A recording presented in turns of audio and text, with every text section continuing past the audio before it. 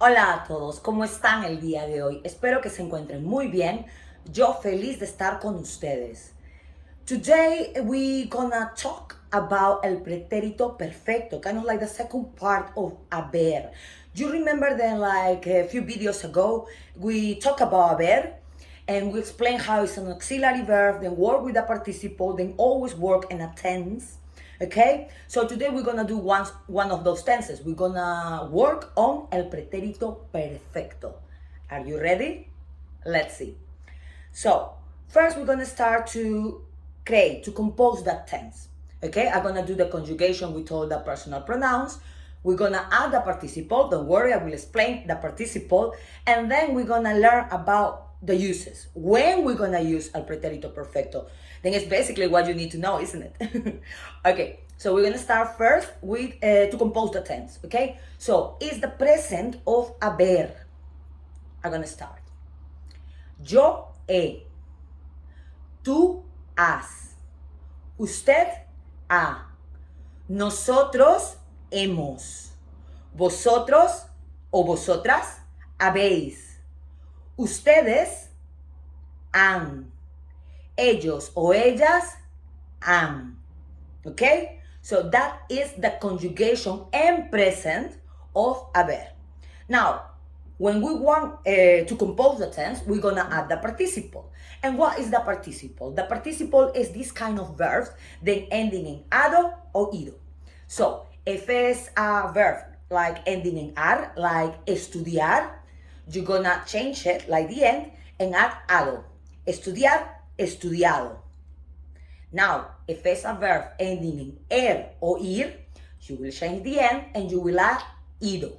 Like beber, bebido. O vivir, vivido. Okay? Very straightforward. Add, ado. Er o ir, ido. There are some irregular verbs, of course, but we're gonna focus today to understand this tense and on the regular verbs. Then, to be honest, are the most of them. Okay? So, that is how we compose this tense. The present of a verb, then we just saw, and now we add in the participle of the verb that we want to say, obviously, no?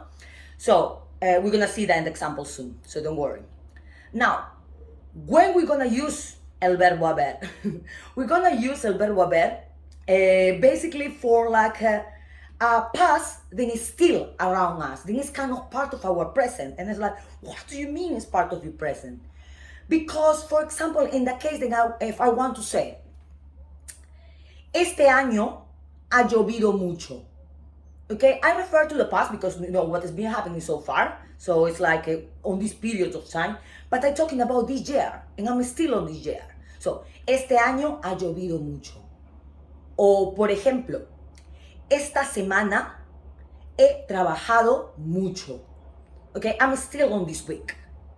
By using el pretérito, what is my present, because I'm in the middle of this week. However, I'm using the past tense to express that so far I have been working a lot. You know, I have worked a lot this week. So, he trabajado mucho esta semana. Okay? So, remember, with words like este or esta, like basically like this would be in English, it goes with very well with el pretérito perfecto. Este año, este mes, este verano, este invierno, esta semana, okay? Esta primavera, esta tarde, esta mañana. With this kind of words, it goes really well, el pretérito perfecto, because it's basically like this. You're talking about this period of time, okay? So that is one of the uses of el pretérito perfecto. Another one is for questions about the past, for questions in general about the past. Like example, if I wanted to ask you guys, ¿han estado alguna vez en un país de habla hispana? Okay, it's a general question. O ¿han estado alguna vez en París? O, por ejemplo, ¿han probado alguna vez? You can say alguna vez, it's like have you ever been, but you know, have you ever, but you don't need to say all the time. I can say, ¿han probado pisco sour? It's a Peruvian cocktail, and it's amazing if you like cocktails. Okay, so you see, for general questions about the past, when you want to know about the past, like have you ever been, have tried this, that kind of things. And the last use is more like little uses, but okay, the last use thing I'm going to talk in this video is when we talk about the near past. So basically people say like what you have done today, what you done today. So me he levantado, he desayunado, he comido, You can use, and it's perfectly fine to use el pretérito perfecto. However, do not get confused, because el pretérito indefinido, what is basically like comí, me levanté, comí, desayuné, estudié, is also used a lot. So, although in theory it's supposed to be like for the near past referred to today, el pretérito perfecto is perfectly fine and is used a lot el indefinido as well. Okay? In another class we're gonna do a comparison, don't worry. But remember, the uses. General questions about the past. When we're talking about something that is in our near past, like esta semana, este año, esta semana. And of course, you can use it for what you have done just recently or today. I hope that this video was helpful for you. If you want more videos like that, please let us know in the comments.